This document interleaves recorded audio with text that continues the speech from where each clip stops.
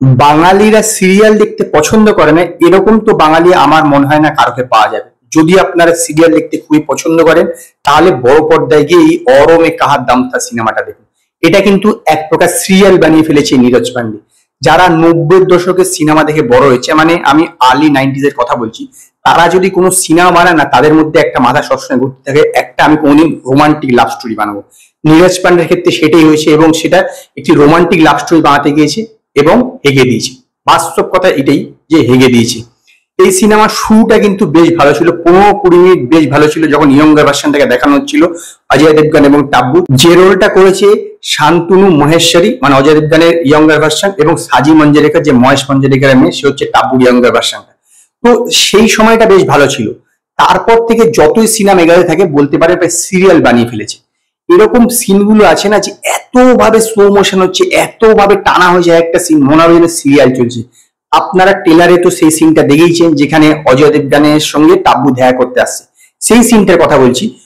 টাব্বু গাড়ির ভিতর থেকে দরজাটা খুললো, উপরের দিকে তাকালো, তারপরে সিঁড়ি দিয়ে এরকম সিঁড়ি দিয়ে ক্যামেরাটা যাচ্ছে, তারপরে অজয় দেবগানকে এরকম ভাবে স্লো মোশনে ফোকাস করছে, অজয় দেবগান আস্তে আস্তে হেঁটে আসছে, তারপর অজয় দেবগান নেমে আসছে। মানে সে এমন ভাবে সিনটাই করেছে, ট্রেলারে যতটা ভালো লেগেছে সিনেমাতে ঠিক ততটা খারাপ, মনে হবে যেন একটা সিরিয়াল চলছে, এরকম পুরো করে ফেলেছে পুরো সিনেমাটা।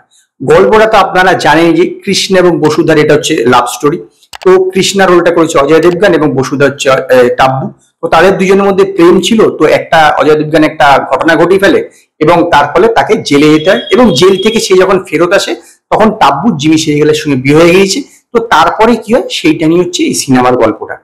এর বেশি কিছু নেই এর মধ্যে, এমনিতেই গল্পটার মধ্যে কোনো দম নেই। তো স্ক্রিন প্লেটাকে যদি ঠিকঠাক করা হতো তবুও একটা জমার ব্যাপার ছিল। এখানে স্ক্রিন প্লেটা অতীব জঘন্য। শুধুমাত্র অভিনয় আর মিউজিক দিয়ে কিন্তু কোনো সিনেমা টানা যায় না, কারণ এখানে টাব্বু অজয় দেবগন দুইজনেই ভালো অভিনয় করেছেন। বিশেষ করে আরো কথা বলতে হবে যে শান্তনু মহেশ্বরী এবং সাজি মঞ্জরেকর, এরা দুজনে কিন্তু দুর্দান্ত কাজ করেছে। এদের দুজনের কেমিস্ট্রিটা অন স্ক্রিনে খুব ভালো লেগেছে। সাজি মঞ্জরেকর এটা 3 নম্বর ছবি, কিন্তু দাবাং 3-তে সে যেরকম খারাপ কাজ করেছিল এখানে ঠিক ততটাই ভালো কাজ করেছে, এটা একটা ভালো ব্যাপার। আর মিউজিকের কথা বলবো, এম কিরাভানি কিন্তু খুব দুর্দান্ত মিউজিক দিয়েছে। 90-এর দশকের যে ফ্লেভারটা ডাইরেক্টর ফুটিয়ে তোলার চেষ্টা করেছে, সেটা যতটুকু ফুটেছে সেটা কিন্তু এই এম কিরাভানির মিউজিকের জন্য একটা অবদান মানতে হয়। যে বিজিএমটা তিনি খুবই ভালো দিয়েছেন, এছাড়া মিউজিকটা খুব ভালো।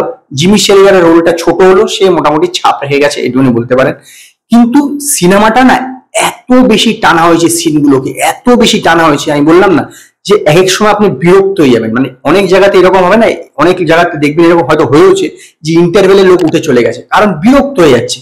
একটা জিনিসকে যদি আপনি যেই সিনটা আপনার 1 মিনিটে হয়ে যায় সেটাকে যদি 3 মিনিট করেন তাহলে তো বিরক্তি আসবে। 2 ঘন্টা 25 মিনিটের সিনেমা হাসতে হাসতে 1.5 ঘন্টার থেকে 1 ঘন্টা 35 মিনিটের মধ্যে সিনেমাটা শেষ করে ফেলা যেত। মানে এতটাই টেনেছে ডাইরেক্টর, ভেবে দেখুন যে কি রকম ভাবে টেনেছে সিনেমাটাকে।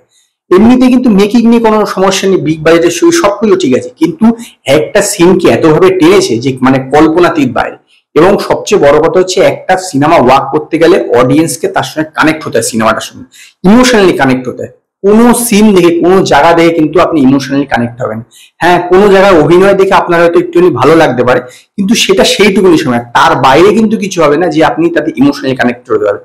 বলতে পারেন যে সিনেমাটা একটা সিরিয়াল বানিয়ে ফেলেছে, একদম এক কথা বলে একটা সিরিয়াল বানিয়ে ফেলেছে। বড় পর্দায় একটা সিরিয়াল বানিয়ে ফেলেছে হচ্ছে নীরজ পান্ডে। নীরজ পান্ডের ক্যারিয়ারে এটা একটা অন্যতম খারাপ সিনেমা মেকিং এর দিক থেকে, এবং তার এটা একটা কালো দাগ হয়ে থাকবে এই সিনেমাটা, যে অরমে কাহার দাম থা। এবং সেই কারণে আমি এই সিনেমাটাকে 5-এর মধ্যে 1টা স্টার দেবো। যদি আপনারা অরমে কাহার দাম থা সিনেমাটা দেখে থাকেন তো আপনারা আমায় কমেন্টে জানাবেন আপনাদের এই সিনেমাটা কিরকম লেগেছে।